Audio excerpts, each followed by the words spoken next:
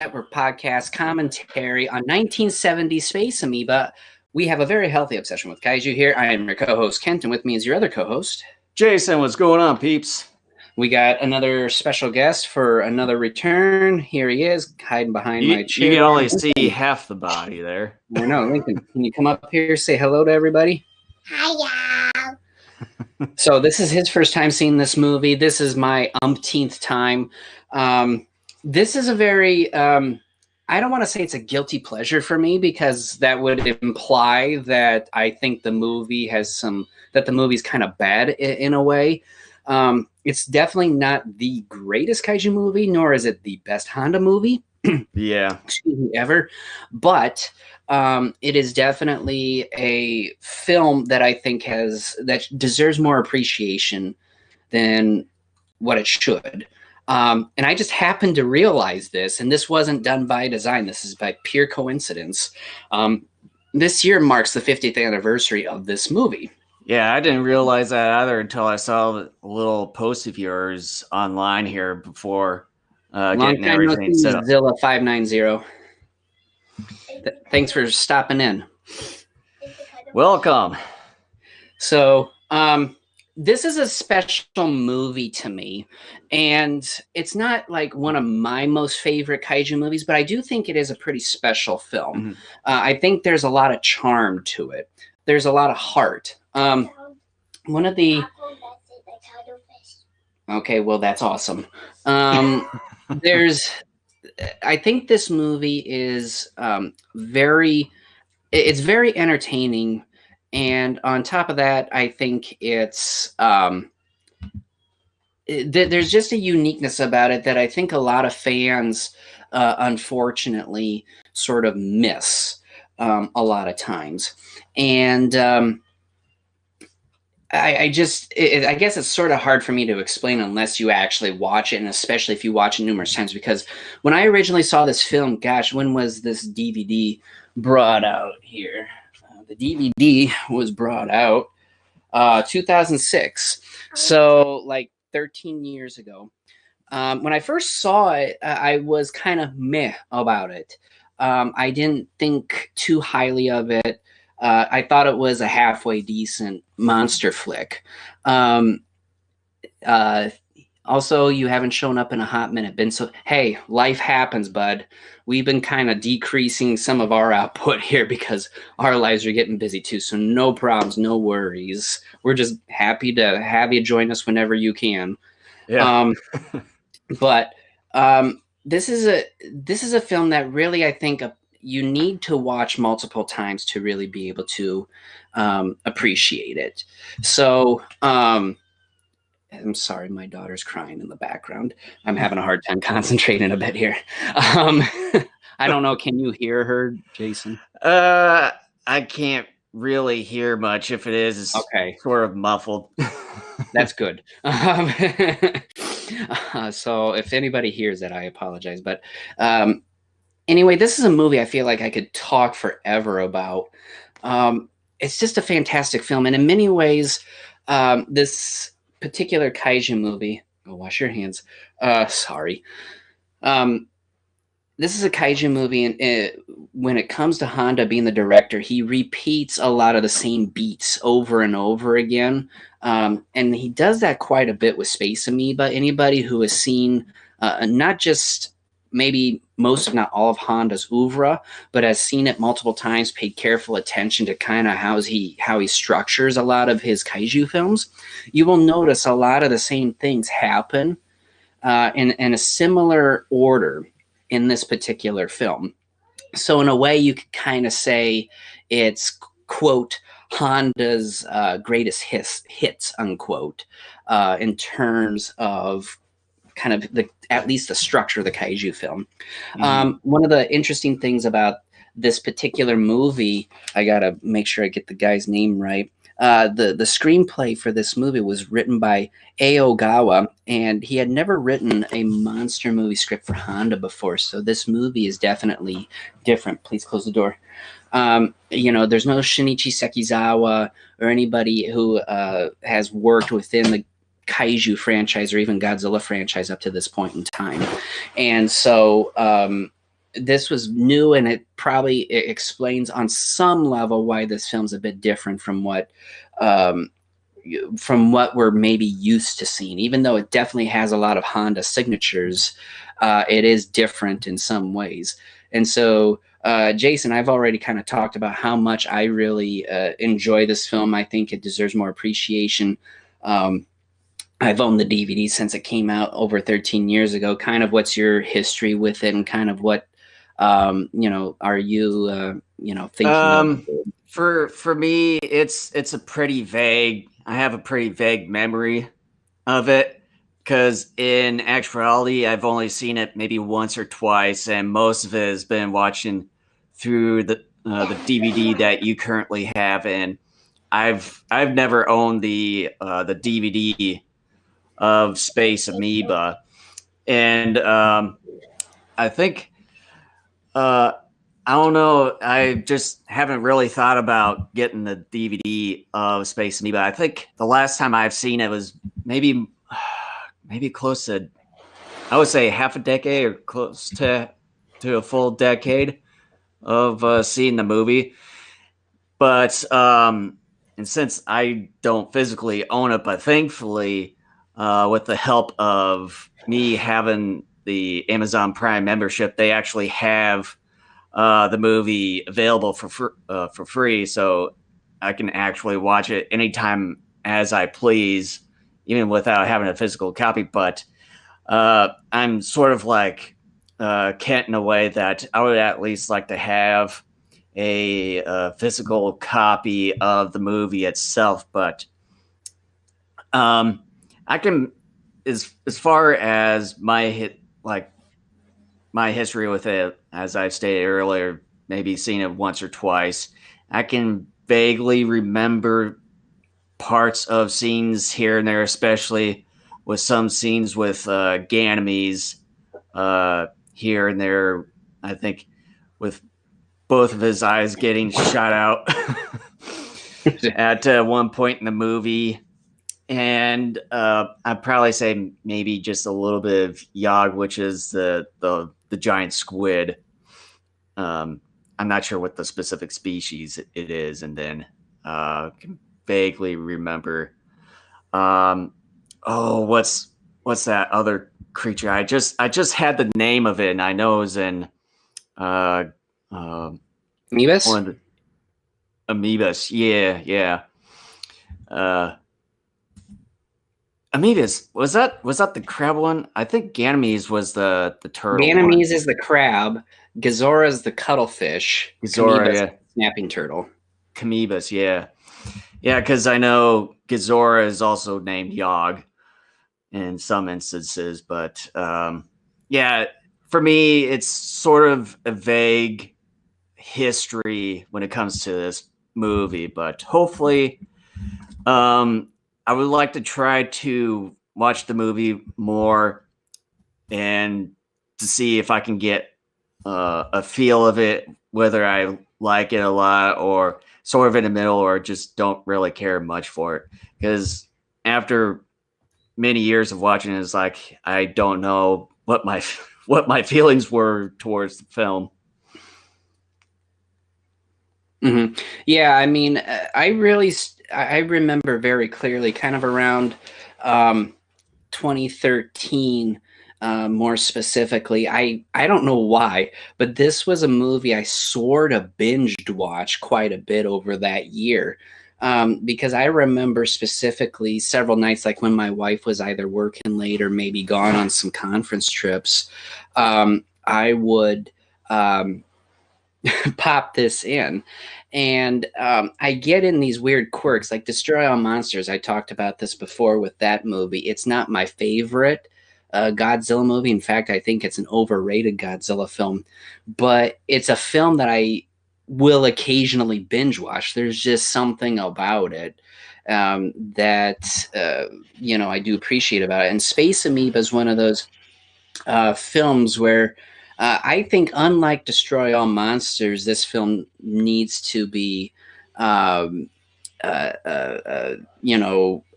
think should be appreciated more. Thank you, Brian, for bringing that up, I knew I forgot something when I started this feed, and that is for anybody who's not aware. This movie in English, when it was originally released here in the States many years ago, was called Yog, Monster from Space. Yeah. So, yeah, I'm not sure if the alien's name is Yog. That just might be something American distributors named. Yeah, I think the Yog could be the alien, because I think it pretty much manipulates all these natural creatures in order to make them big. I don't know the entire story or history, since it's been a long time since watching this film. And the thing is, too, and like I said, I've had this movie for over 13 years. I have never watched the Japanese version, and I should, because maybe on the Japanese cut it might give a name to that. I have never known for the actual amoeba alien to have a name. That doesn't mean there isn't one. I just have never seen it mentioned anywhere. Because, again, this is such an oddity, even within the Kaiju fan, within the Kaiju universe as well, at least here in the States, because it's such an oddball film. It's a film that wasn't, head over heels received well. By Kaiju fans. It wasn't like a Destroy All Monsters or anything like that, or even a Godzilla film for that matter. But the thing is that there's just not a whole lot of information written in English about this film. It's hard enough to try to find reliable sources written in English about the Godzilla series, let alone anything that's even more oddball, like something like Space Amoeba. So, okay, so Yog is the alien, Gazora is the cuttlefish, Ganymede is the crab. Okay, good. Thank you for clarifying that. The funny thing was that when I heard about this film years ago, I thought Yog was this cuttlefish. That's what I thought too, because they always had the picture of Gazora smack dab on that poster or the DVD set or whichever, and they always call it Yog, Space Monster, or whatever it was. Yog, the monster from space. Yeah. Why don't we actually get the movie going here? Actually, we've been at this for a little bit here. So I've got everything set up here. And before we actually do, I just want to keep reminding myself that before we actually start or do the actual podcast, if you haven't done so, by subscribing to our YouTube channel, make sure to hit the subscribe button down below and clicking the notification bell icon to get more or latest updates or live notifications. And then as well as liking and subscribing us to other social networks that you can see there on the screen. Just search for Kaiju Network, Facebook, Instagram, Twitch, Twitter, whichever there. And then we also have our website, Daikaijunetwork.com there. And then, of course, we're on these following podcasts and streaming networks, Apple Podcasts, Google, iHeart, Spotify, and TuneIn. And then, of course, like I said, for streaming networks, YouTube, Twitch, DLive, and Periscope. So with that, I think I'm basically ready whenever you are. All right, so going through the regular motions here, we count down, we go 3, 2, 1, go. One thing before we start, quick question. Are you guys going to G-Fest? We'd love to see you there. Yes, we do plan on attending G-Fest this year. We do. I know I was actually this close of possibly not going, but since with it being our 10 years this year, I decided to, why not? Simply because one of the other reasons besides this being our 10th year is that I've also made the reservation in my name for the hotel room. So, and there wasn't any way to switch it over to Kent's name there. So yeah, I'll be going, and I think this will probably be my last time for the next 1 or 2 years. I want to sort of take a break after this. But so, yeah, we do intend on going. So yes, we'll be more than happy to visit with you. We've been wanting to try to meet up with people. So yeah, going through the motions here. we go 3, 2, 1, go. When I say go, we hit play on your Blu-ray player, DVD player, or now in this case, Amazon Prime subscription, and then that's how we go. Well, I know I'm already on the screen just before the Toho logo pops up here. All right. We haven't actually been going for 10 years. We've been doing 10 years of podcasting. This year will be our 9th year of actually going to the convention. Yep. So, yeah, I wish it was 10 years. We should get a medal. Like you should get like, Boy Scout badges or something like that, for, when you hit certain milestones for going to G-Fest. But that'd be pretty sweet. But all right, you ready? All right. When I go 3, 2, 1, go, at go, we hit play. You ready, Jason? Sure am ready. All right. 3, 2, 1, go. All right. Going as in podcast wise, we've been entertaining the idea really, gosh, I think since 2013. The thing is that oddly enough, we just aren't well known, even though we've been around podcasting for 10 years. Part of it is us. We haven't spent as much time in terms of really pushing our stuff and doing research and trying to figure out ways of really getting ourselves out there more. So part of it is us, and a lot of it though too is we haven't invested in enough money to really push more like of our own advertisements and shows and stuff like that, because that can add up in terms of expenses very quickly. Another thing is that especially in the last 5 years, our lives personally have become really busy. I've had kids. Jason's work has been getting busier at times. So again, being able to just kind of sit down and really develop content in the way like Kyle Yount does with Kaiju Cast, we just unfortunately don't have the finances and the time to do it. And the great thing for Kyle, though, too, for himself, is that he lives on the West Coast. It's easier for him to get to places like California and the like, where some of the people, because I think he used to work for, if I remember correctly, I think it was Sci-Fi Japan or something like that years ago. And I know he used to do the, was it the Shrine of Gamera site many years ago? Yeah, he used to do the Shrine of Gamera site, and he used to work with people like August Rigoni and Bob Johnson on a regular basis. So he has connections. But then, too, like if he wants to go to Japan, it's easier for him to go. We're based in the Midwest. And it's just not that easy for us. And plus, it would be a lot more expensive for us to do something like that if we wanted to go there and, let's say, shoot some content, maybe try to get interviews. And like I was saying just a moment ago, Kyle has more contacts than we do with people to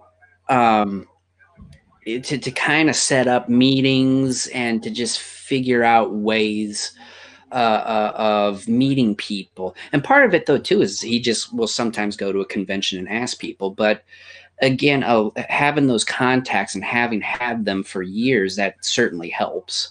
Yeah.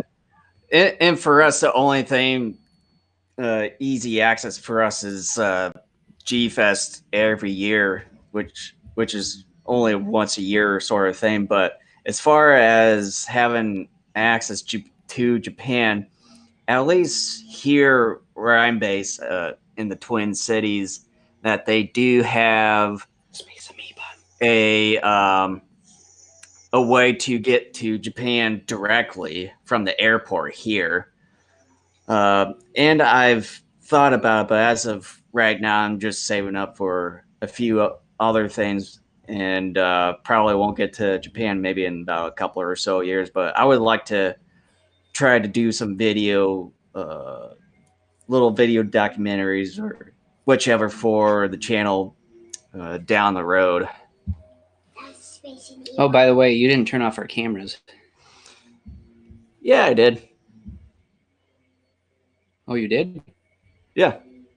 Oh, Okay. I mean, it should be right on our little image I didn't graphic there. I guess I wasn't paying attention. Okay. I was looking at you. I'm like, I can see you. I thought it was supposed to show up on my end.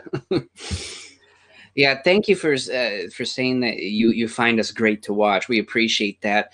Yeah, we just, you know, I mean, granted, we could, if we really wanted to, like, let's say we go back to G Fest in 2021. Something Jason and I could do would be like almost immediately after we come back from this year's G Fest to start planning out a panel. And then we would have basically a year to get it set up. Technically, with that amount of time, we could probably put something together. It would just be a matter of what the subject that we were wanting to do. Since I know a lot of the panels are probably going to do quite a bit of subjects here and there that could possibly overlap with what we were planning on doing. So it's just going to be like what certain topic we want to actually target that hasn't been tried before. Right. And then on top of that, too, we would like to figure out how to record our audio or something like that to use it as like a podcast or something, too. By the way, welcome back, Godzilla Productions TV. Oh, yeah. Hey, what's up, Hayden? Great. We're having a crowd now. This is like the first time in a long while that's happened. But yeah, we just we just choose not to. Part of it is because I'm very self-conscious. When I get in front of large crowds, I get very bashful or shy.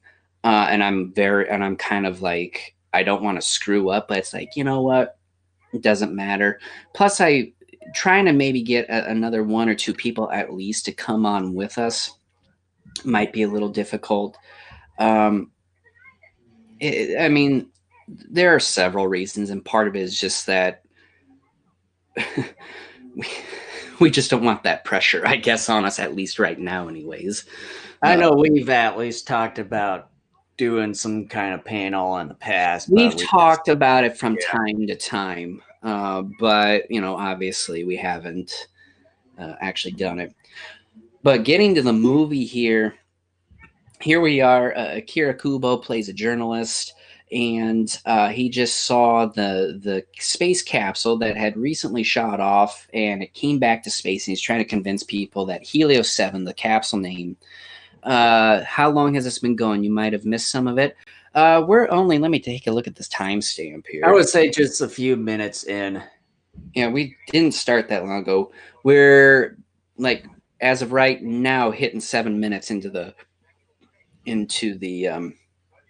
7 minutes into the movie. You'd be good for publicity, as long as it's not the sort of bad publicity kind. Yeah.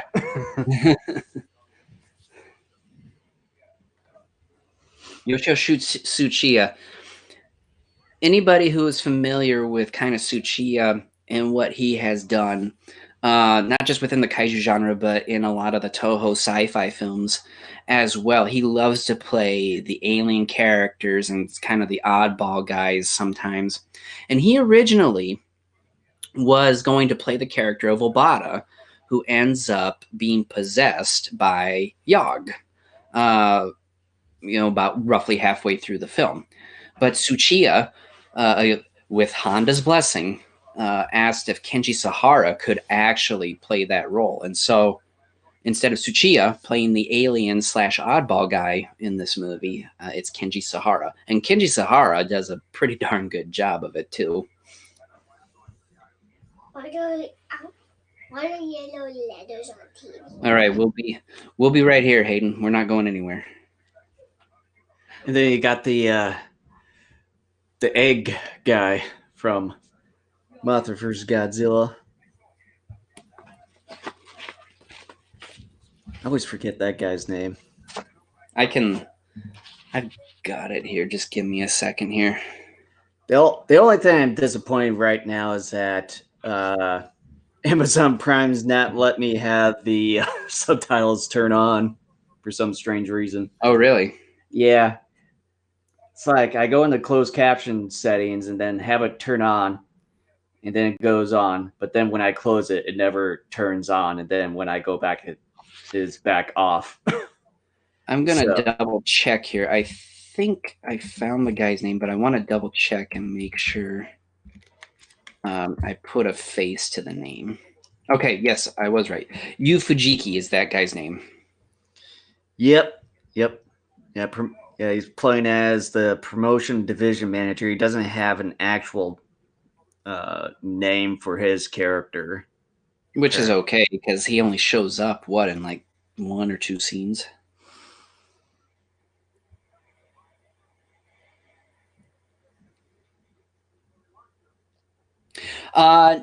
No, Kenji Sahara was not the brainwashed character in Destroy All Monsters. That was Yoshio Tsuchiya.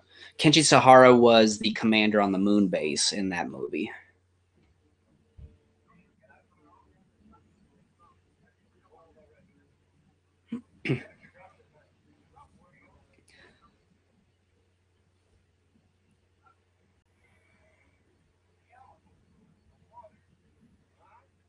Oh, and that guy, I know that face, but I can never remember the name. I don't know if it's You know what that is? Saito That is or cuttlefish. or Omae. It's Chotaro Togen. Okay, yeah.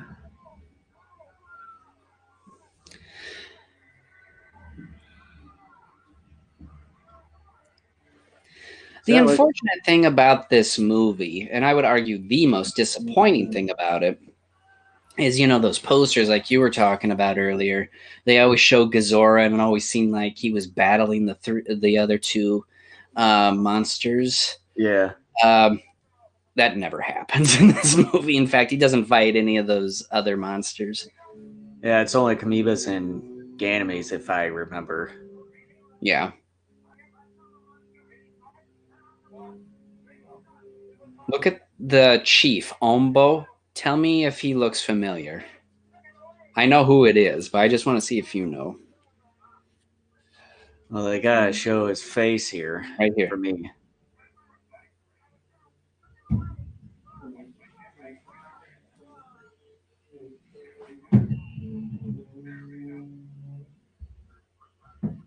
So does he look familiar to you? Something's telling me yes. Can you name at least one movie? You'll be in and out every now and then since you're at work. Well, have your coworkers come and join you. The more the merrier. I would have to say that he was in Godzilla Raids Again as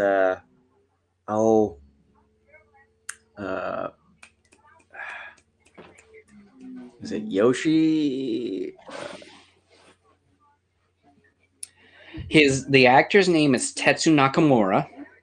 He does a lot of bit parts in Honda films, but I'll name you at least one film that I'm sure you will automatically remember his face. You remember The Manster? Yeah. He was the mad scientist. Okay.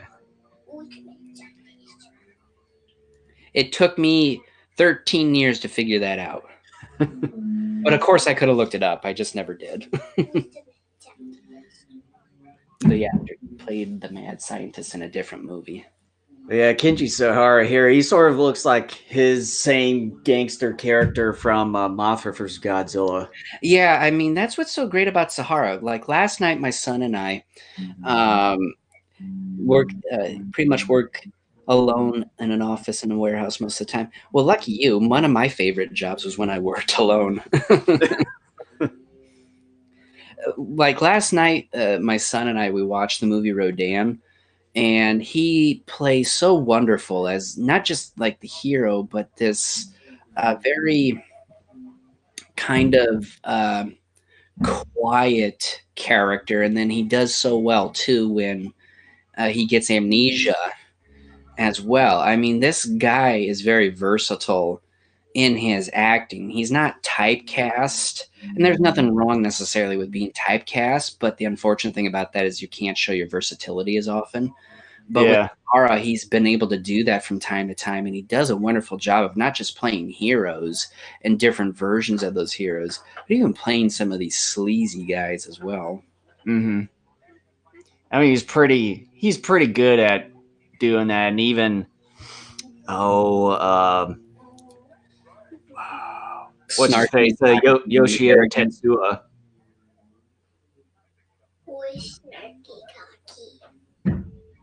Who is that? The actor. Very awkward moment. Unfortunately, this is also one of the downsides to the movie. Certain moments are brought up, such as this, which is a callback to World War II, and nothing really ever becomes of it, other than the fact that the war still, its impact still lingers. Even, gosh, at this point, it would have been what, 25 years later, I think. When Is was that right? this movie? 70. 1970. So about close to, I would say, It'd be 25 years. 25 years. yeah, I would say so. Yeah.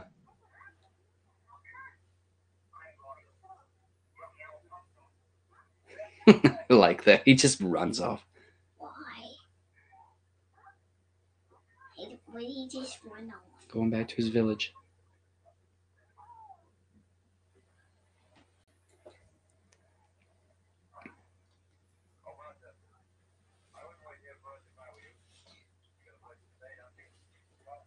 I've got both the dub and the subtitles on, and yeah, there are points like when Kubo put up that umbrella there, where the dialogue and the actual subtitles really don't match.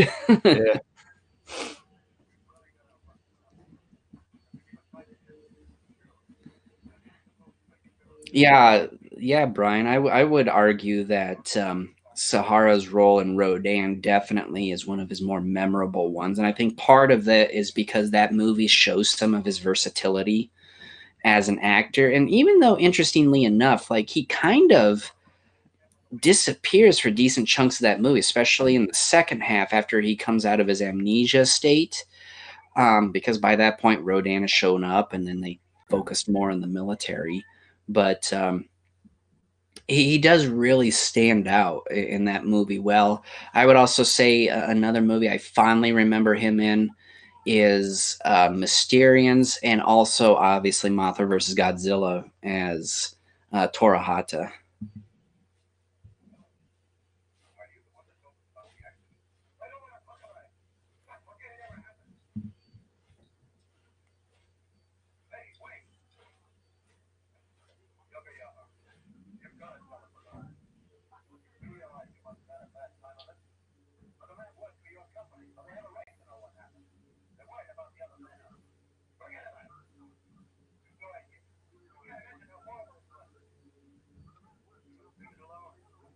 I want to talk about the score in this movie. It's done by Akira Ifukube, and again, similar to the movie itself, I think the score to this film is underrated. I believe, if I remember correctly, 2-3 years ago when we did one of our year-end episodes, I listened to a bunch of Kaiju scores, and if I remember, this may have been one of them. And but nevertheless, I find the music in this movie to be really good and entertaining. There are shades of other kaiju movies, and more specifically, Godzilla, other Godzilla films throughout this movie, with some of the themes, such as the natives chant. It's very reminiscent of King Kong versus Godzilla. And there are just a couple others that I think, even sort of, especially the start of this movie, when the rocket launches, it reminds me of the music during the moment in which they're trying to destroy the transceiver in the moon from the Kelox. Mhm. But at the same time, too, there's a lot of new original music here. And as much as I love Akira Ifukube, I've always said one of my not gripes, kind of one of the unfortunate things I found with Ifukube is that at least when it comes to the kaiju films, he doesn't show a whole lot of versatility most of the time. And there, of course, have been exceptions to this. Mhm. But I feel like this is one of those movies, even though it's not a Godzilla movie, it is a kaiju film. And it really shows some of his versatility here, even though, yes, some of the pieces, like I said, are reminiscent of previous pieces of music he's written before for other films. By and large, it's wholly original, and it is something that um it just shows his versatility, and I really enjoy the music that he produces here. Yeah, At, 'cause it seems like he doesn't really wanna go outside the box a lot of times when it comes to the music that he produces, 'cause majority of it throughout the years of when he composed the kaiju, like these kaiju films, is that they almost sound similar to one another, even if it's not a Godzilla film. yeah, like a 'Cause- couple weeks ago when we did Daimajin, we talked about Yeah, how the music in that, especially when the movie got started, how if you had even seen a couple of Godzilla movies, you would quickly realize that the person who had scored some of the Godzilla films scored Daimajin. yeah. But then I would say, with the exception to this film, and then I would say the last few so years uh, in his life, when he scored Godzilla vs. Mechagodzilla 2, that I would say at least some of a couple of the films I mentioned were probably where he at least gone outside the box. Well, and then I would even argue a film like Battle in Outer Space shows some of that versatility as well. Hmm.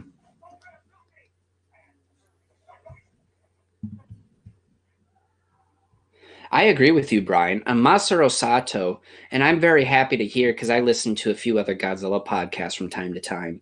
A lot of other people um, also believe that Sato is a better composer, at least in being able to kind of go outside his comfort zone, at least. And I agree too. I think Sato is great. One of his scores, at least his Godzilla scores, that I think sadly doesn't get as much attention and praise as it should, because part of it is due to the film not being all that popular with fans, is his Godzilla Raids Again score. If you either have the CD or you watch the Japanese version of that film, the score is incredible. It's amazing. Unfortunately, the American version of that film has so much stock music from other American monster and science fiction films of the time that very little, if any, of his music was preserved for the American cut of that film. And, it's too bad that they cut out some great music there. And I Godzilla would vs. say, Mechagodzilla, your favorite soundtrack. That's one of my favorites too. I haven't. Um, I I don't know if it's my most favorite, but it's definitely up there for me. I really love it, especially the main theme of that film. I know my all-time favorite Godzilla soundtrack would come from The Return of Godzilla by Reiji Kuroku, which That is a good one too. I just love the dark tones That's another good to one. that score. So here's Gazora the cuttlefish. Um, Very unique. I love the fact that we get some unique kaiju here. Basically, they're mutated versions of real life creatures. The unfortunate thing about Gazora in this film, however, is, well, look at him. I mean, you can easily tell that it's a two-piece suit, and it's a darn shame they couldn't figure out um, better ways of trying to put that suit together. Because there's one scene, in fact, I think it's coming up here in the next moment, where he falls down into the water and the top piece of the suit just about completely comes off. Yeah. I think that sort of specific memory is starting to come back to me after many years of not watching this film, because I think I can sort of remember that part. Because just by looking at it in that full shot there of Gazora's, like, you can definitely tell that it's not a one-piece suit. It's unfortunate because when they make Gazora walk, I mean, it's very obvious what they're doing, but at the same time, they do a very good job of disguising how this creature walks. They have one of the most inventive and unique ways of making a creature like that walk without making it too obvious. But then the sad thing is, it's very obvious that it's a two-piece suit and it looks kind of like garbage on some level. And by the way, I don't know if you mentioned this, and if nobody doesn't know, it's Haru Nakajima that's playing Gazora. Yeah.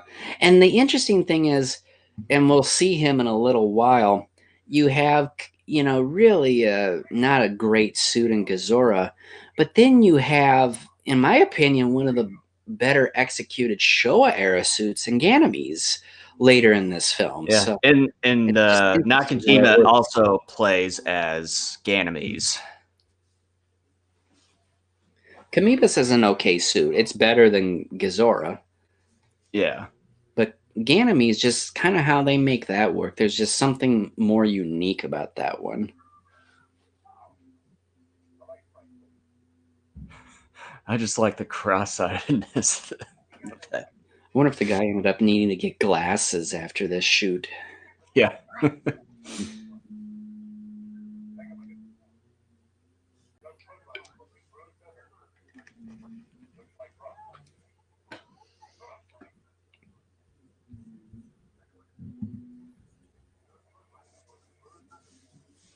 There are a lot of beautiful matte paintings in this film. So far, that's like the fifth or sixth one that I've seen so far in this movie.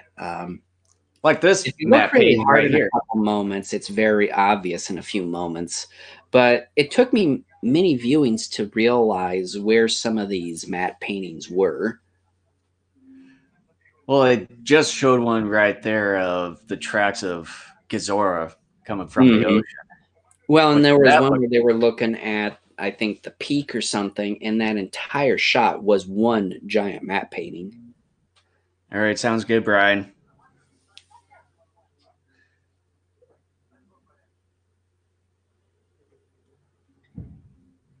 But yeah, and I think they also had the one matte painting where they had the cruise ship in the background there. Yeah, I think so.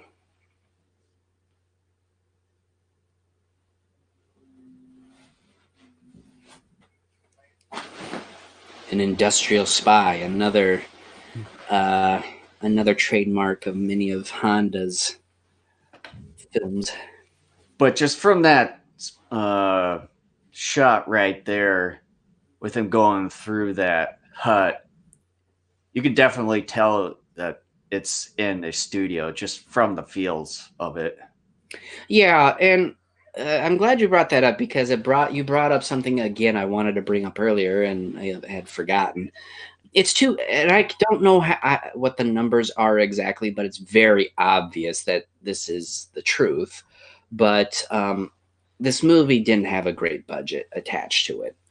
And part of it, again, was because the Japanese movie business and a lot of the theaters were struggling again due to television at about this time. And, even the Godzilla movies from a budget standpoint were suffering by this point as well. And I've always wondered, if they were given a healthier budget, like most of the films, let's say from mid-late 50s on up into the mid-60s had gotten, what would the final result have looked like? And I just can't help but to think that this movie, I think in the eyes of many Godzilla fans, or at least in general Kaiju fans, they probably would appreciate it more. And I still think even as is, here's some great composite shots with miniatures.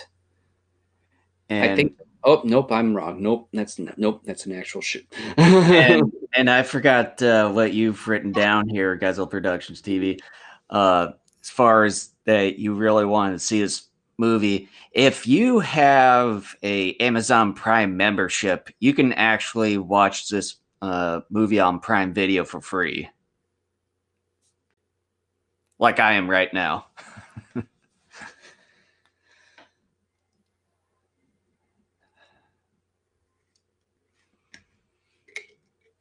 And also, Riko's fiance is played by Yukiko Kobayashi. She played Kubo's girlfriend in Destroy All Monsters.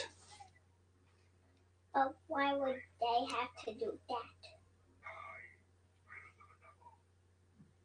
What did he say? He said, "Die, friends of the devil." So, Lincoln, you have never seen this movie so far. We're a ways into it. What do you think of the movie so far? Family good first. Family good for what does that even mean? It means that you love it. Okay, that's good. Okay. I need subtitles for my son.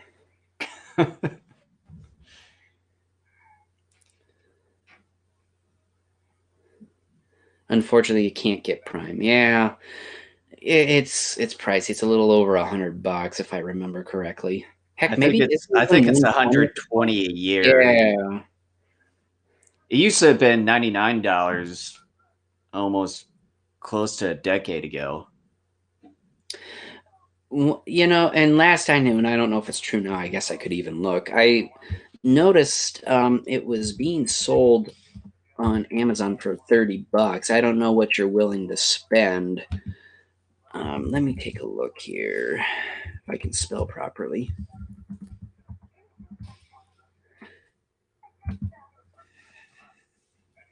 Yeah, $30. So I don't know what you're willing to spend on a movie like this. So is that new or used? I'm probably guessing new. It's new. It's Amazon's actually delivering it.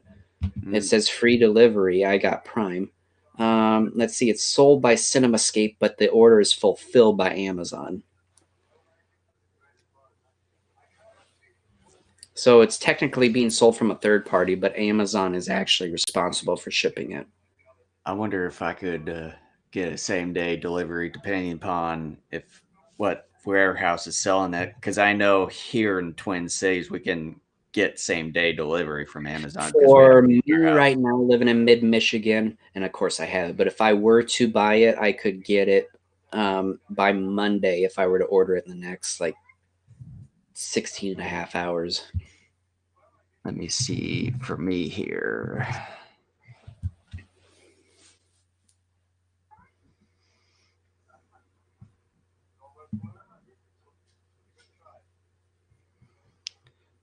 Only 13 left in stock, or soon. What happened to that one guy? Yeah, it's a 2-day shipping for me, so it looks like Twin Cities warehouse doesn't have it. That's still not bad. Yeah.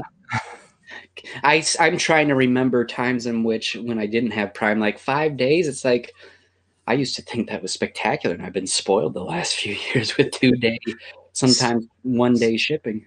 Same for me, and even not paying for the shipping part.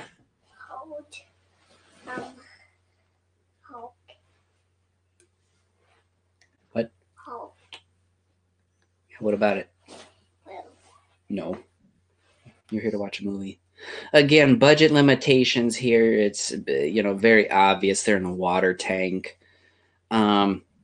I know previous films like Godzilla versus the Sea Monster, you could tell that they were in a tank.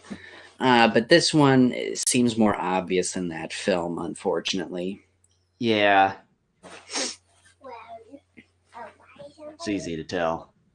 And again, I think some of this film's shortcomings really should be forgiven by a lot of fans, because there are fans out there who like some of the Godzilla films that, from a technical standpoint, are not that good.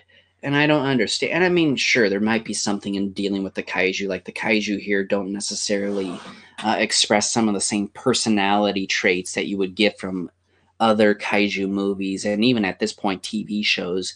But still, I don't think that's what should hurt the film, given the fact that when you take a look at the fact it is a space amoeba that is controlling these creatures, you have some money to spend, so you might just get it. There you go. I think it's worth adding to your collection. There are a few extras. Let me take a look at mine here. Special features. There's a commentary with producer Fumio Tanaka. I've never done that one. There's a documentary, Meet the Marine Animals Behind the Monsters. That I had watched that a number of years ago. It was okay. You're basically learning about the actual creatures that are shown here in the film. A special announcement, I don't remember what that was, but it's probably not interesting or pertinent anymore. You have an original trailer, and then you have 5.1 surround sound. Oh boy. It's just the cover of a book.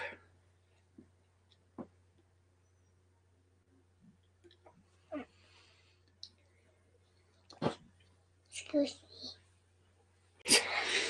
You know, there's like this little flipper thing that's on the camera. I would like to know what I've been that trying to figure that out actually too. is. It looks to be like holding some like the extra lights for the camera there. You know, For like the you're flash.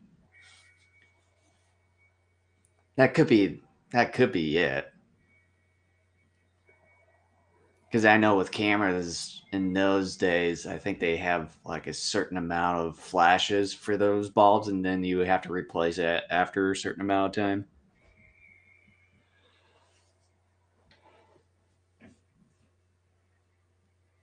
Why were the cuttlefish eyes open when it was asleep? Well, part of it is the suit and limitations of the suit. Plus, cuttlefish, I think, in real life, they're like actual fish. They don't have eyelids Oh, teacher. like we do. Oh, teacher eyes. Yes, that's right.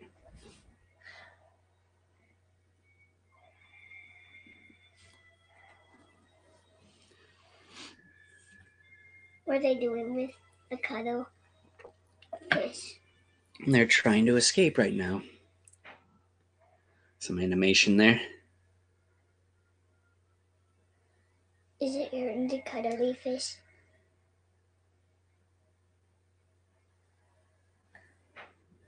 Probably a little bit. But why is it not hurting the cuttlefish too much? Because he's still attacking them.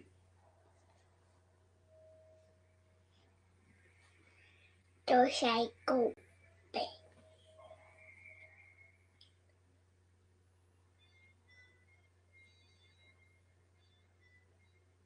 Why are they not swimming? You can see the top of the tank there, sadly, Why? because it was filmed in a tank.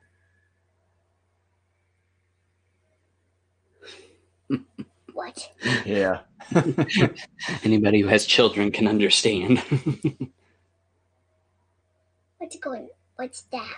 It's ink Why is the ink coming out? to help make its getaway.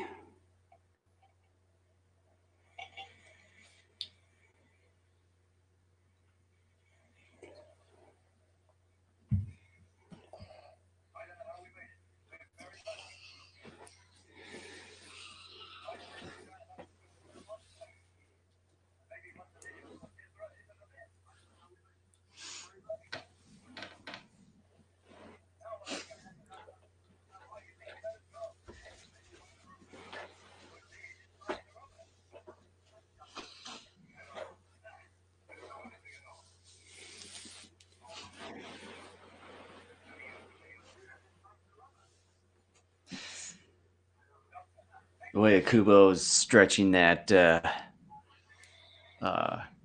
bathing suit sort of reminds me of Stretch Armstrong. Yeah. Okay, actually, the part where the suit nearly comes completely apart comes in like 5 or so minutes.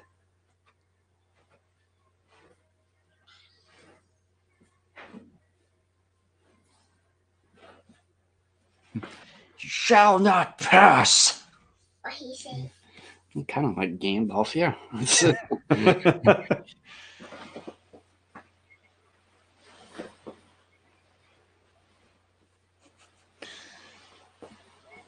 It's like that one villager there that got attacked earlier. He just seemed to be a little stoned right now.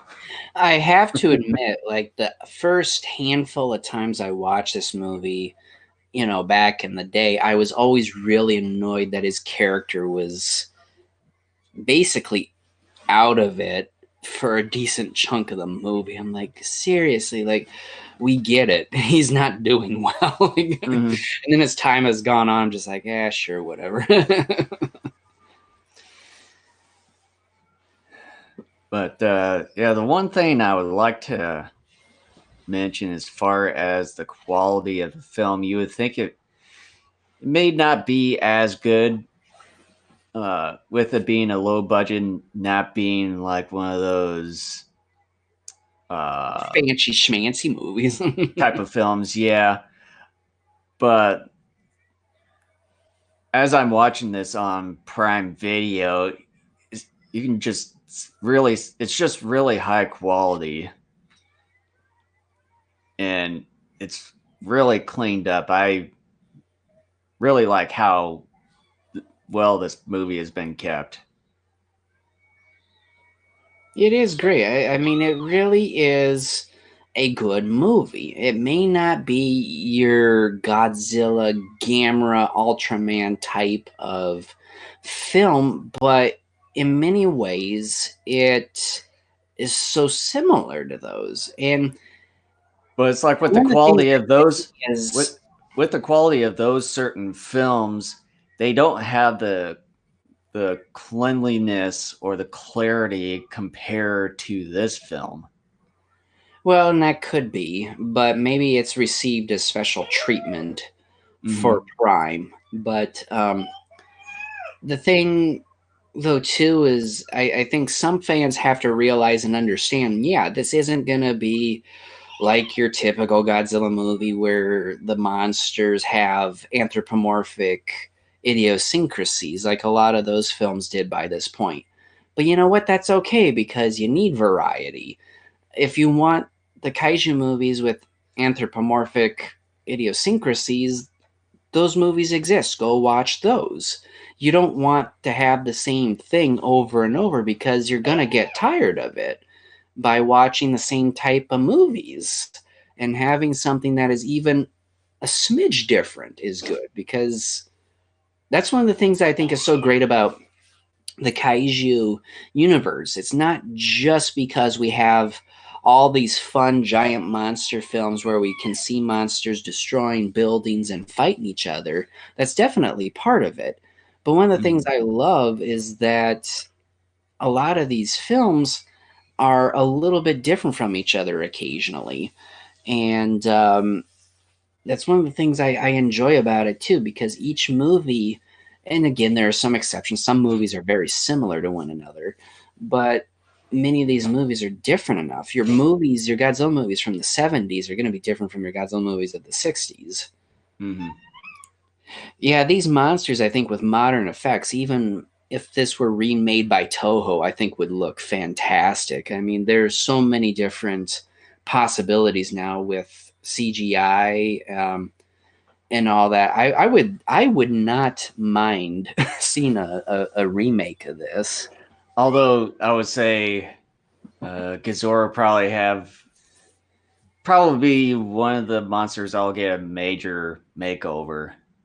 I could see them if they were to redo it, trying to make it quote unquote realistic and relegate him more to the water because my understanding is cuttlefish actually can't come out of the water like he does here. Yeah. Why can he not come out? They just are not built that way. But It's an amazing shot. Sure, it's not like going through a metropolitan area, but still, it's destruction. how did they Or at least just have the setting at like some sort of resort town that's on an island with possibility of a military base on it. Maybe like Okinawa.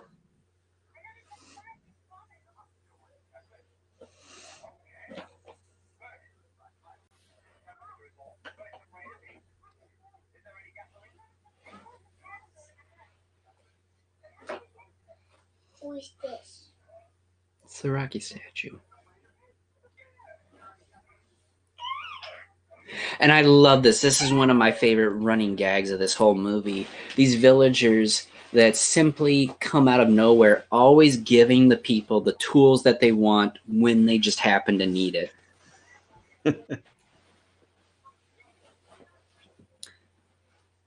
Sila or Scylla concept art. I have never been able to properly pronounce that word, but yeah, it probably would.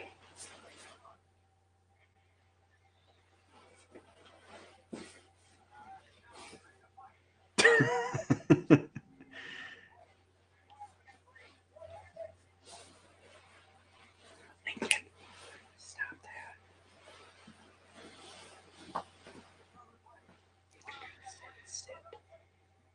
I mean, you would think that having a rifle and stuff and trying to kill a monster that big isn't really going to do much.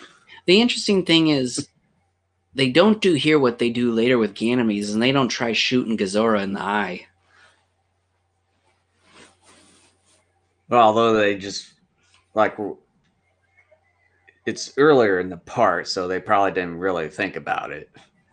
Well, that's what I would do. It's like, look, you got a Yeah. rifle. You would know, look, a creature that size, it's going to take God knows how many bullets just to bring that thing down. You would try to hit it in the most vulnerable parts. Mm-hmm. That would be, and those eyes take up enough space. You would think that, you know, Or you would at hey, I'm least, gonna go for the eye. or yeah, like when it comes to kaiju, that you would at least expect maybe one of the first vulnerabilities would be the eyes.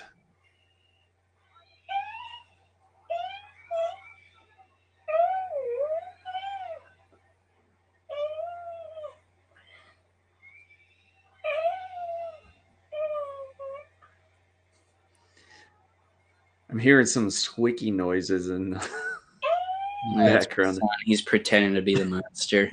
He does that a lot with these movies.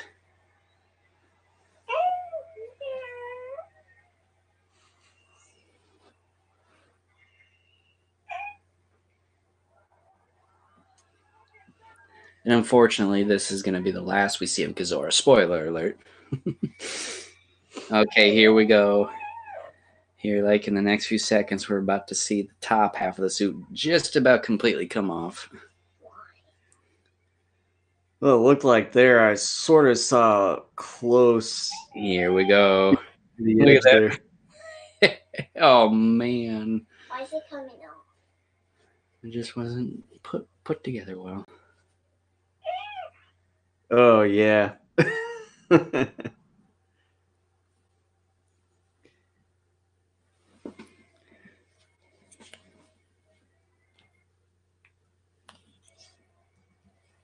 When I do that, is Cuttlefish still going to be alive? Nope, Why? because he's burnt. You want some sushi or calamari? I go with sushi. You used to do that when you were little too. Yeah, I kind of sort of did. I always, a lot of times when I watch The Return of Godzilla, Jason's gonna kill me for bringing this up on a podcast, but he loved that movie so much that when we would go swimming at our grandma's place, he would always pretend he was Godzilla coming out of Tokyo Bay, Yeah. all that water dripping down from Godzilla. He did that an awful lot. Yeah, I just liked how he just came out of the water and then just goes back in.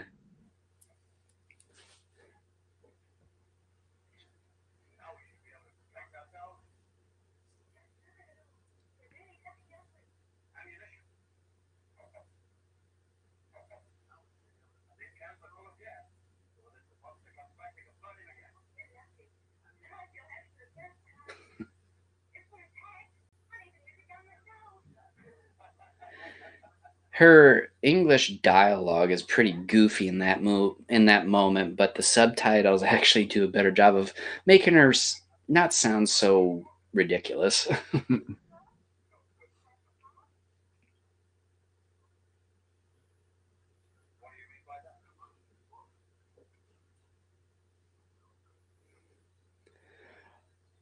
I think Yoshio Tsuchi is hangry.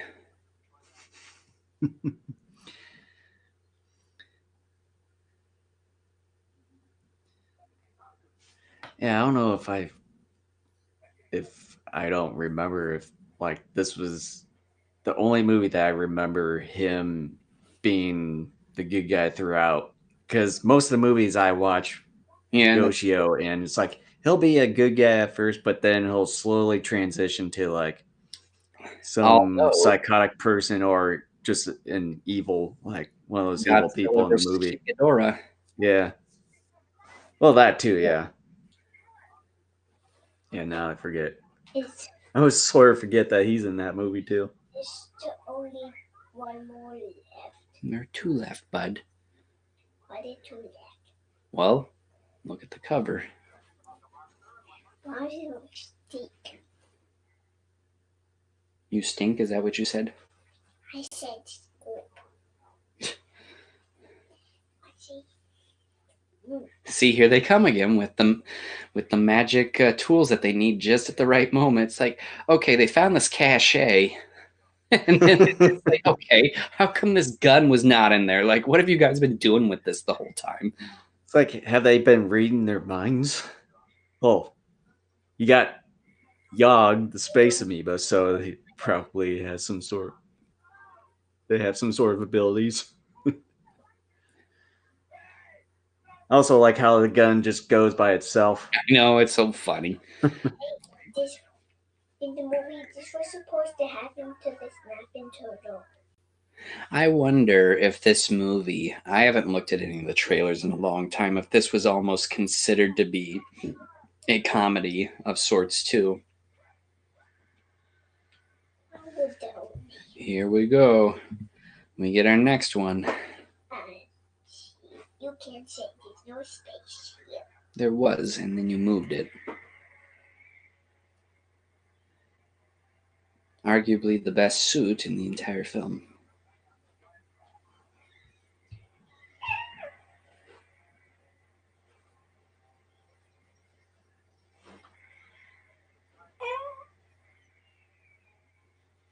I heard a gunshot sound that actually was the sound that an eagle makes. I like that one guy's facial expression when they were shooting the gun, one of the villagers. Yeah. It looked like Shemp from the Three Stooges. That guy, he has been in really small bit parts in other Honda films. Like he'll play like a ship's captain or something like that. I've seen him numerous times in other films. The unfortunate thing is I have no idea what his name is. Comedy, yeah. I almost wonder if it is if it was advertised as that back in the, because there are just certain moments in this movie you wonder if it was almost advertised to be comedic as well. I'm just not seeing it listed that way on here.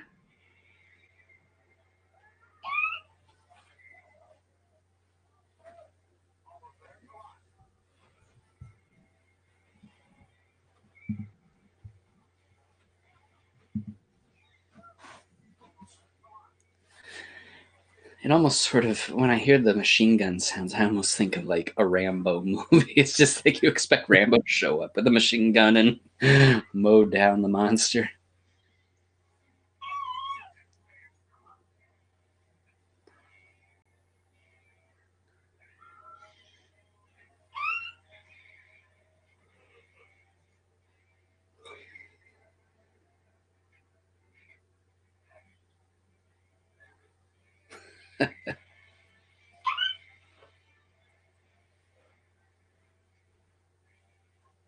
Oh, Kubo, how dare you.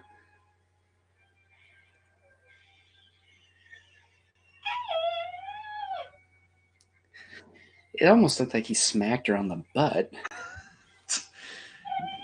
And see, now he shoots one of the eyes there.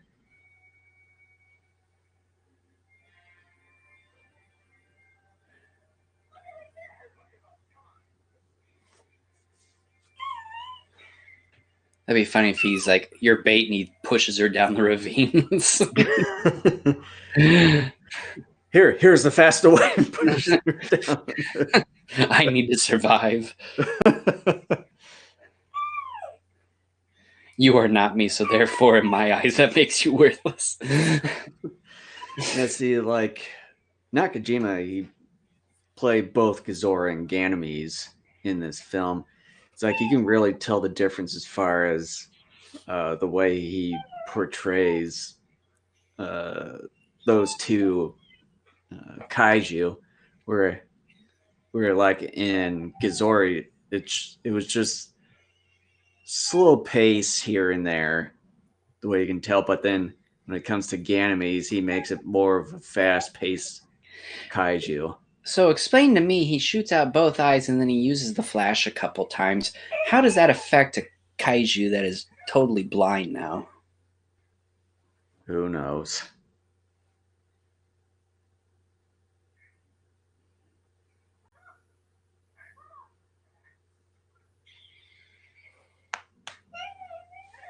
Kind of a comedy.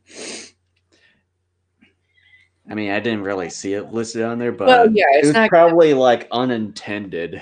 right. No, what I mean is that when this movie was originally marketed, like via trailers, at least, through those, because like I said, it's been a long time since I've seen the trailers.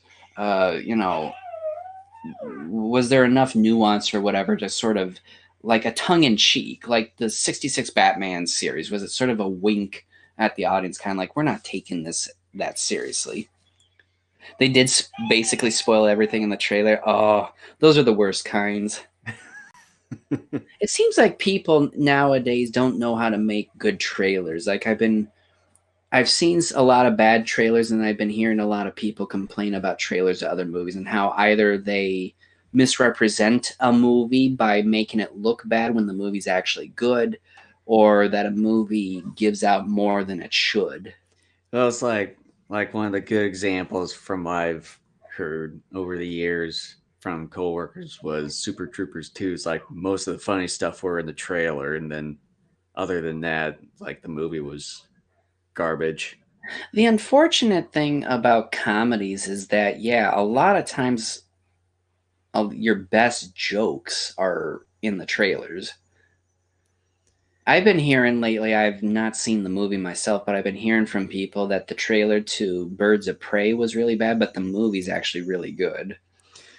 Well, and was it when it comes to Sonic when they It's coming out because like the second trailer with the newly designed Sonic, like it looked pretty darn good. But then when I went to see the movie with a few of my friends this past Saturday, I thought it was more enjoyable than I thought, especially when it came to the first trailer with that really ugly design of Sonic, and they had to delay it. But then with the new design, when that came out in the other trailer, some people were still a bit leery about it. But yeah, I thought it was much better than I thought when I went to see the movie. I've been hearing that too. Yeah. The trailer for this movie's goofy. I don't doubt that, because I mean, let's face it, this movie in some way is a little goofy.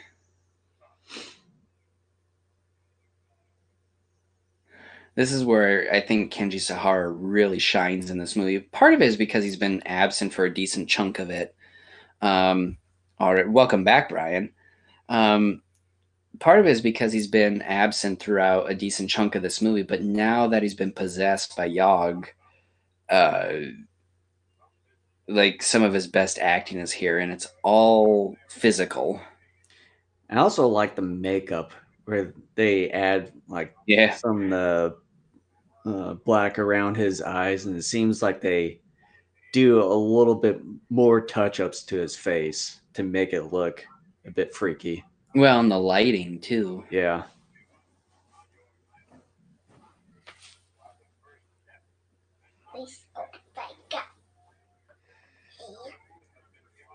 Yeah, it's no worries, Hayden.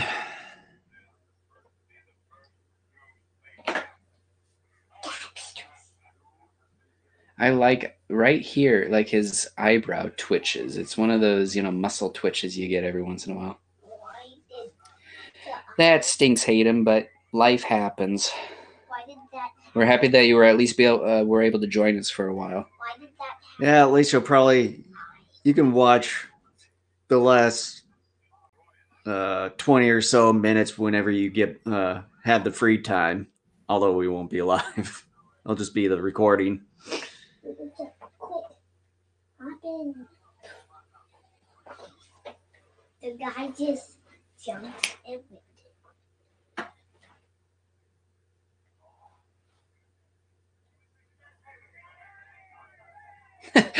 You mean to tell me you just saw that gigantic crab blow up a little while earlier, and that wasn't enough to tell you whether or not the thing died? Yeah, it's like after the explosions, you can actually see Ganymedes explode. Yeah. So like the head blew off and the brains even fell on me, but is it dead?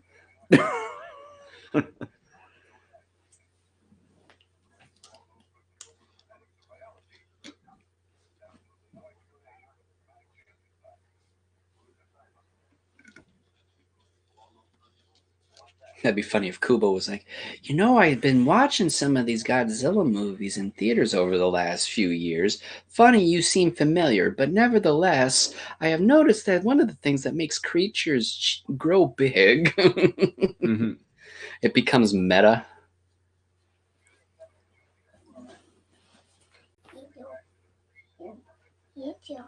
What's that movie tomorrow? It's not a movie, it's a show. Watch that show tomorrow. I don't think it's made for little kids. So, non-movie related, I just saw a tweet here from Godzilla Movies that NECA Toys revealed 2 Godzilla figures over at the Toy Fair 2020, and they're the Godzilla figures for Bylane and Godzilla, Mechagodzilla, and Mothra, Tokyo SOS, and they look pretty darn cool. Oh, you had me going there for a second. I thought you were like for Godzilla versus Kong. I'm like, oh shit, they're actually doing Bylane in that one. Like, put the link in our chat here. Let me do that here.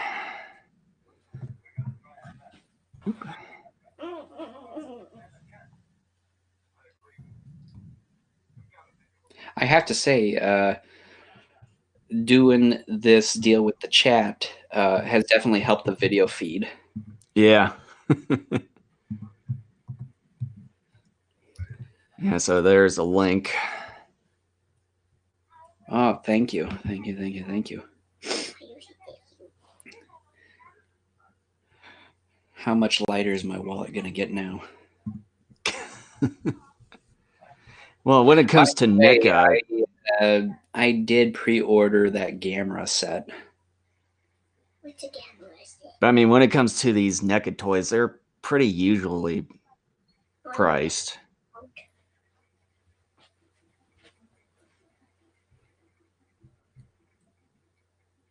Oh, you're talking about... Oh, I thought you meant like they revealed Bylane as an actual monster toy.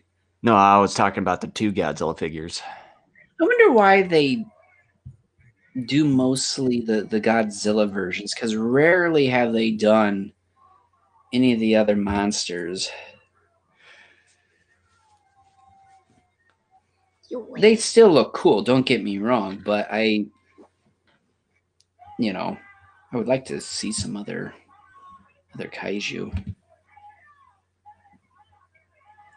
Well, I think a lot of it could be due to like some of the complexities, especially Bylane. Although Tridmasters, I'd say, did a pretty good job many years ago. Although they had to redesign him a little bit. That's not a big deal, though. Why are there 2 Godzillas going to fight each other? They're not fighting each other. They're toys on display. Why?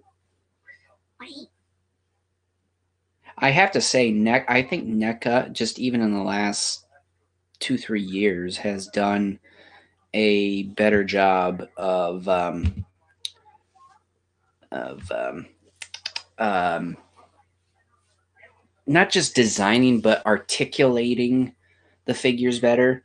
I thought their GMK Godzilla was incredibly disappointing because the legs you couldn't really get to stand right, and the back you couldn't get the that version of Godzilla to stand up straighter. It was kind of a mess of a figure. And I think I don't know if it was either them or Tabashi Nations that does the SH Monster Arts. I think it has to be NECA that there was some pushback when it came to the design of the 1984 Godzilla. I think That one was the head, and then I think it was maybe one of the legs too. Well, I had one of those, and I remember showing you on one of our podcasts shortly after I got that, where like a couple of the claws on the feet look incredibly long. It just one of the It toes. was not designed well, and I was really and the dorsal fins or the dorsal plates were incredibly small.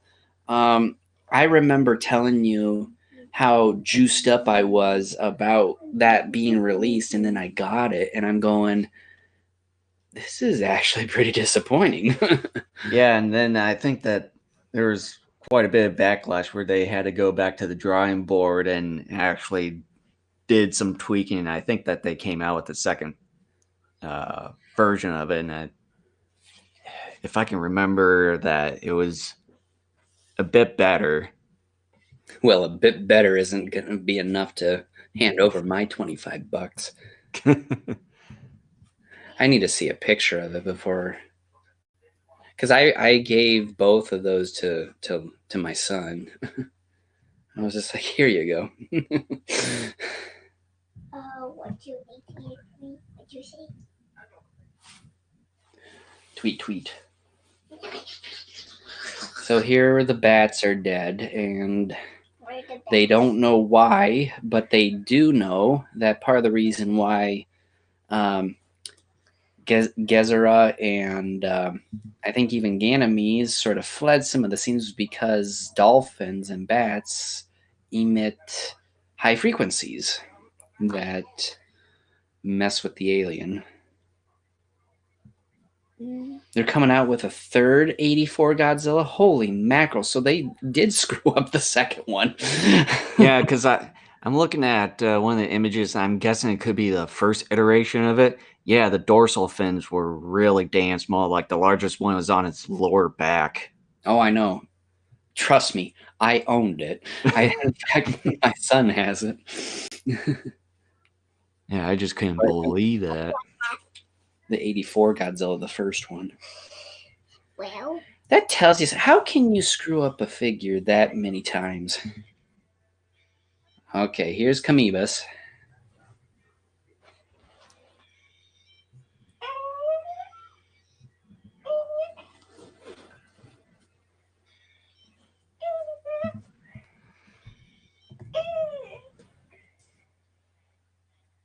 I'm trying to remember which mold they use. I want to say it's the first one, but they made, they took the 84 Godzilla mold and made the Nintendo Deluxe. Yeah, I've seen some. I've seen a couple pictures here while I'm looking. Yeah, it's like it has like the pixel. Yeah. Pixelated. Really, all it was a different paint job. The funny thing is, though, is that when you play that game, it looks more like the 64 Godzilla. I just noticed that they made the Golden Girl figures. I'm there. I wonder if they have a button where they not only have some of their most famous scenes, but also if it plays the theme song.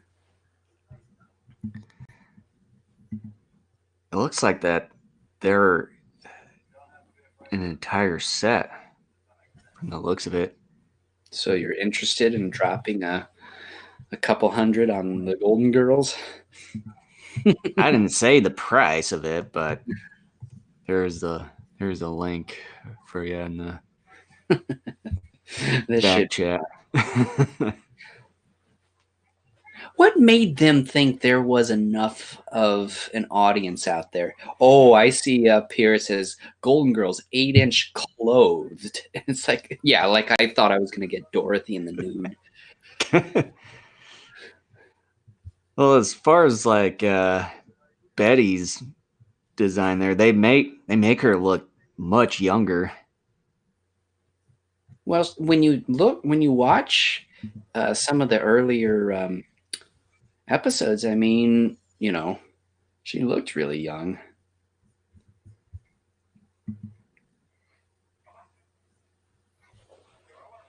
Hey, what happened? The sights. Oh, there it is. Fine. Holy But crap! yeah, as far as Arthur's when you like talked about clothes the are really when you talked about the classic video game Godzilla, where they did use the 1984 mold, and then it seems like that they used the dorsal fins from the 1964 Godzilla, which looks humongous. well in the game. It is. It's again, like I said a few minutes ago. When you actually play the game, the Godzilla you're using, it looks basically like the 64 Godzilla, except that the dorsal spines in a few areas look pretty darn big. But why did they think that the 84 mold was the way to go? Because that's not the Godzilla that you play as. It's basically the 64 one. I don't know. But yeah, it's like I noticed I don't even see the 84 figure anywhere on their site, especially in the section for Godzilla. What's the microphone for? Hey, Jason, tell Lincoln what the microphone is for. Microphone. He's pointed to my microphone and says, "What this for?" I can't even see because your screen there is all green and obscure now. Oh, really? It's looking good on my end. Yeah, it just looks. I just can't see anything on your end. It's what Oh, we there, do. there it is. Now it's all clear. What is it?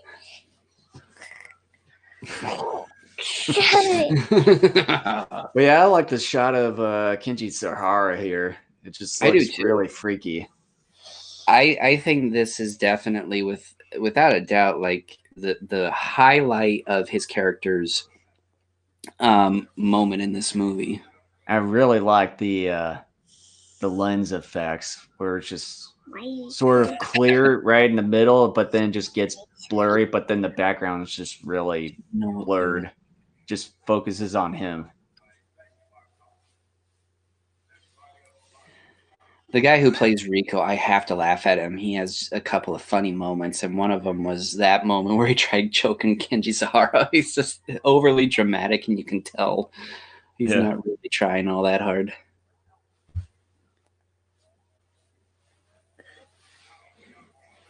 We should be seeing that figure. You might want to check their site again, Jason, because well, it's like I'm just seeing a list of it here of all the licensed stuff. I'm just not really seeing that. They don't even have it displayed. My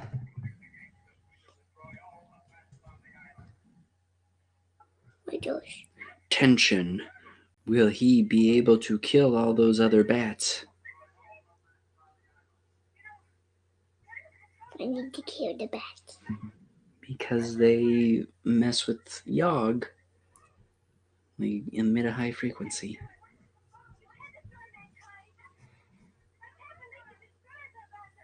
They talk about Godzilla 12-inch head to tail figure Godzilla V2, but that's 2019.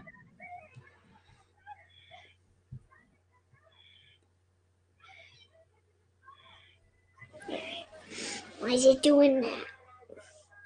It's being controlled by The alien. That one's too. Mm-hmm.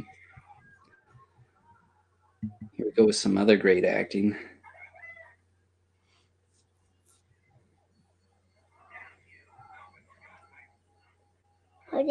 Why he do that? Leave it up to the English speakers to add curse words where there were none.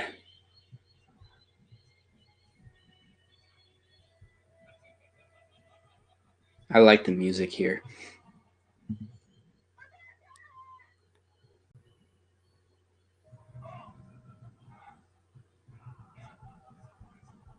What's going on with him?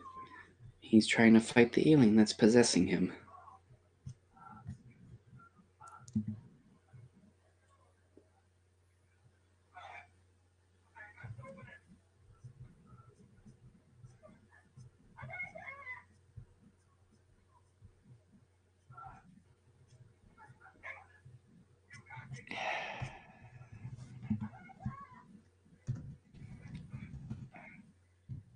What?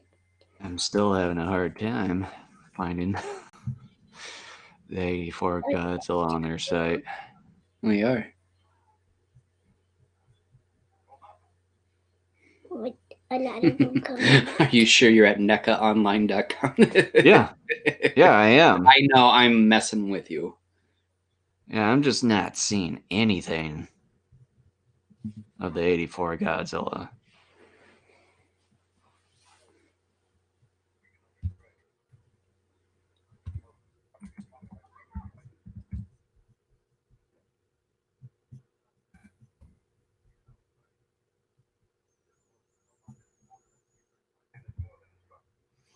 Yeah. I'm done searching for now. I want to finish up watching the movie. You want everything.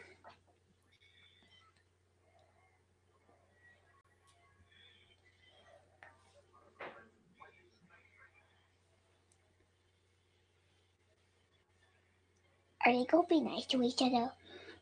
Do you honestly think they're going to be nice to each other?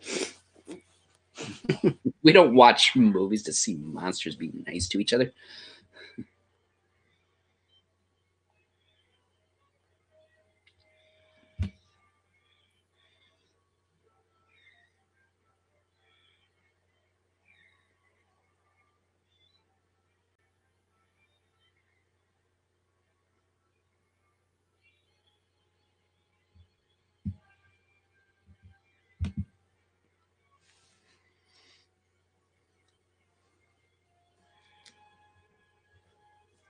I'm gonna climb back up.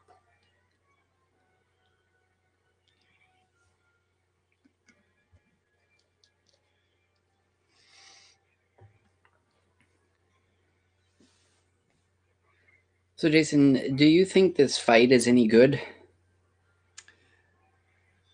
Well, I'm just getting in the beginning parts of it here. Because I think you're a little bit ahead of me. But seems like so far there hasn't really been much of a fight. I don't think it's all that bad. Again, like I was saying earlier in the movie, the At biggest least now disappointment they're is we finally don't getting have into a the three-way fights. battle. And it's like now they're finally getting into the fight where Amoebas went underneath Ganymedes and Kinda like jumped him. up and then sort of body slammed him a little bit. But then it's like you had the bats coming in again and interfering. But see, they brought Ganymedes back. I don't know why they didn't decide to bring Gezera back, because having a triangle match would be. Well, like I said that Nakajima plays both Kazor and Ganymede, so I don't know if they would have enough budget for an extra person I'm sort of sure you replacing. could find someone on set who could fill one of the roles. Maybe they actually did singe that Gezera suit because they realized how cheap and bad it was. So they're like, "Well, it's kind of destroyed. We're not gonna bring that back." I do That could like be one of the here when bases. they're next to the volcano. It adds really nice atmosphere, and it's a really cool looking set. Sort of reminds me a little bit of where the Gargantuas and Yeah. Frankenstein Conquers the World. And Gamera versus Gauss. Oh yeah,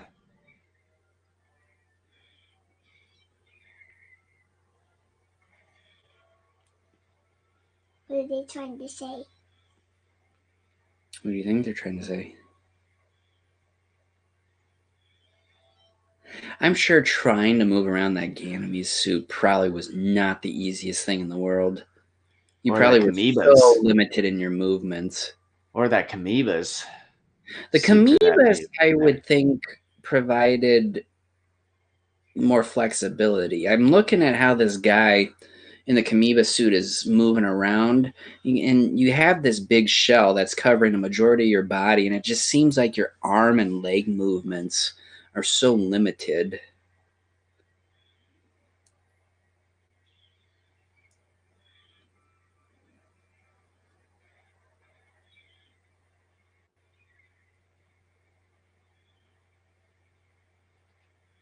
Did they ever make any Ganymede or Camoebas figures? I know, what was it, like either Marmot or someone?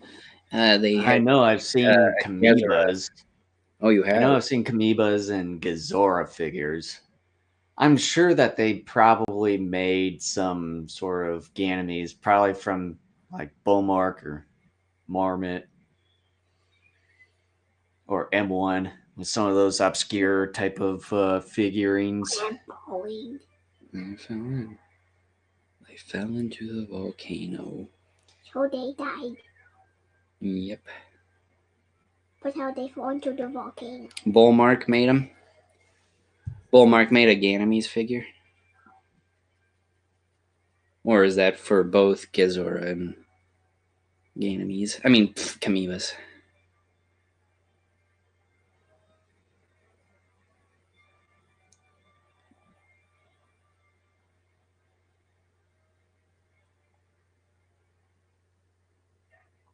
Boy, look at that lava flow. That makes 2 consecutive days in a row my son and I have watched movies where there are exploding volcanoes. Well, it's the only solution of getting rid of Kaiju. Oh, you have a Ganymede? Oh, cool. I'm gonna have to look that up. But how did they fall in the volcano? Was it expensive? Oh, they did. Bullmark made figures for all 3.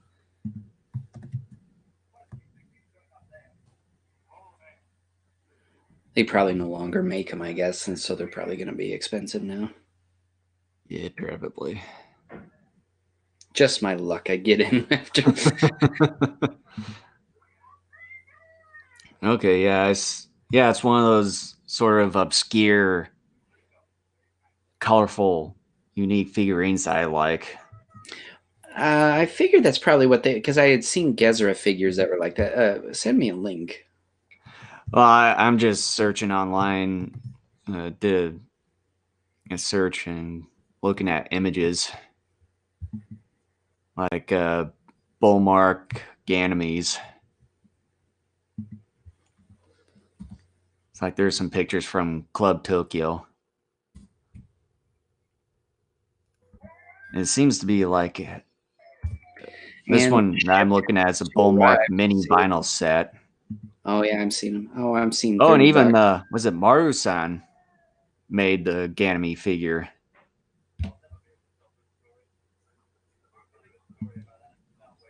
Well, I wonder if anybody at GFest will sell these. Oh, yours was $5. Oh, you lucky dog. well, how those Yeah, Maru-san also made the Ganymede's figure. the volcano. And I see The Amoebas. movie is practically over, but thank you so much for joining us, Hayden. It's been great. I'm glad you could join us. At least you were able to get in for a majority of it. Yeah. But yeah, I see a Amoeba's figure.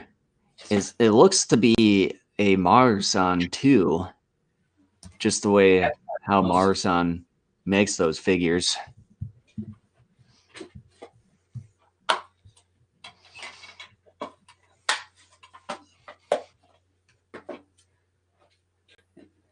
And the movie is done. So, oh, you got it at G Fest. Wow, and you got it for $5. Holy crap! But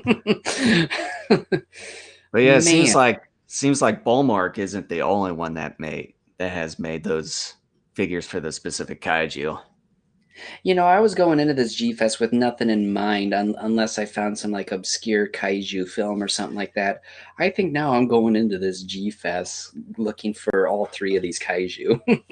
Well, and that's what I've been doing for the last few years as far as what I've been wanting to get They got thrown is in. that I've been looking more at getting the obscure or unique type of figures, and that's certainly the kinds of figures I would like to get. Oh, yours is tiny.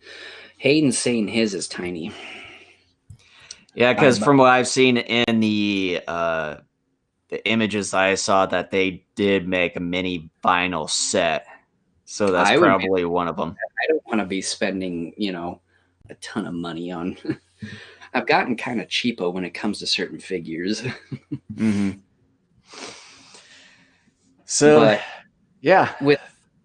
So, what do you think of the film? Because this is the first time in a long while you've seen it. Yeah, it's much more entertaining. Although I wasn't able to get the stupid subtitle to work, but just from what I've been seeing as far as the picture and what's been going on in the movie, is that it was pretty entertaining. It seemed to be balanced out, although there wasn't really much of kaiju battles there, mainly towards the very end of the film. But I would say with the kind of movie it was, it's sort of really fit with what it was trying to accomplish. Have it on an island, you got all these I would say isolated villagers worshiping, and then you got a space entity coming down to Earth and like thinking that it's a god, sort of. And yeah, I just really liked the performances of the cast members, and of course there were some maybe a little bit of mishaps when it comes to the suit designs here and there, mainly Gizora in that one shot there where you can almost literally see the suit coming apart in two. But yeah, I really like from what I've seen. Mm-hmm. Yeah, Lincoln. Now that you've seen the entire movie, what did you think of it? Family good first. Okay, so that means he likes it an awful lot, which is good. Yeah. I've been trying to show him other kaiju films that are not the same 5 films he's been watching for the last year and a half. So far, so good. Wait. So, yeah. And it's me again. I this is the first time in maybe a year and a half or something that I've seen the film, and again, I really enjoy it. I kind of like you said, there's not a ton of kaiju fights, and my biggest gripe or nitpick with the film is that we never get the triangle match that is promised to us on the posters. Yeah. But nevertheless, for what we do get, judging the movie on its own merits and just kind of pretending like the posters don't exist, I do enjoy it. And I think it's a film that should really be appreciated more by the fans, considering the fact that even though this was made in the 70s, we weren't at a point in which budgets were like slashed almost down to nothing yet for kaiju films. Mm-hmm. But were awfully close. And even for that, considering some of the sets they were able to build for both the human characters and the kaiju moments, it still was fairly impressive for the most part. Yeah. And one thing that you brought up, which I never even realized, was whenever the main cast were talking about, oh, what are we going to do or how we're going to solve this problem, that villagers just come in at the right time with the right amount of gear to accomplish with what the main cast wanted. I never even realized that up until now. It happens twice, but I consider those comedic moments because I look at those, you can't help but to think of them as comedic moments considering how they're set up. Yeah. I mean, it's funny, and that's why I've always kind of wondered, you know, when the trailers were showing for this, you know, was it sort of a tongue in cheek in some ways as well? When people watch the trailers, kind of like, yeah, we know what we're dealing with here is a little messed up, but don't worry, we know it too. But yeah, otherwise, I really can't think of anything else than just Space Amoeba. I think it's a pretty good film to watch. I wish I would have watched more of it over the years since my last viewing of it. I would say close to 10 years ago. But yeah, if one of the vendors over at G-Fest has it on hand, or if I don't get it until then I probably would at least try to pick it up. Mm-hmm. Yeah, it's definitely a film worth owning. I mean, I think all the Toho science fiction films are worth owning for the most part. I mean, even if they are not necessarily your favorite for whatever reasons, I think they are definitely worth it. But yeah, it's a relatively solid film, and I just, you know, I really, and I don't know how, unless you and I did a panel at this year's that's celebrating the 50th anniversary of this film and forcing people at gunpoint. No, well, we got like, at least, I'd probably say five months left. Yeah. Oh, and speaking of which, finally got the registration stuff taken care of, and then I got the feedback from JD Lee's that we're pretty much all in. Awesome. Thank you for that. And Jason and I have not talked about what we're going to do for next month. We're probably going to go back to sort of the quote unquote regular podcasting format. He and I will talk that over, and we will let everyone know via social media probably within the next week or so as far as what our plans are for next month. But I've got a couple of ideas that I'd like to throw around and just kind of see if that's kind of the direction we want to go. So as of right now, we have nothing for you, unfortunately. You get nothing. Yep. Zero. You lose. Yeah, I'm really hoping we can get something figured out here maybe within the next week, and then from there we can let everyone know. Yeah. And so I really want to give a special shout out to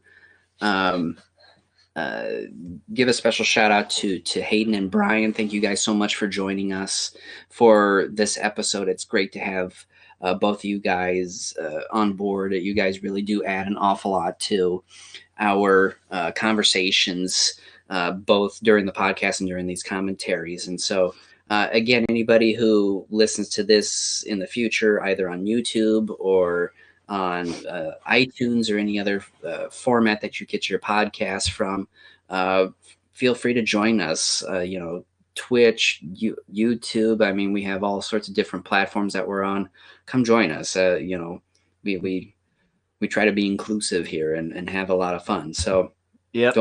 And then like I've mentioned earlier, and Ken as well. So just make sure to like and subscribe to the social media that we're currently available on. As you can see on your screen there, just type in Kaiju Network, and you can also follow us at our website at daikai.network.com. And then Here is the list of the podcasts and streaming networks, like YouTube, Twitch, DLive, Periscope, and Apple Podcasts, Google, iHeart Radio, Spotify, and TuneIn. So, yeah, I think otherwise that is pretty much it. We'll get back to you guys sometime down the road as we try to figure out what we're going to be doing next here, and as well as try to set a date for next month. So, otherwise, take care, everyone. See you next time. Adios.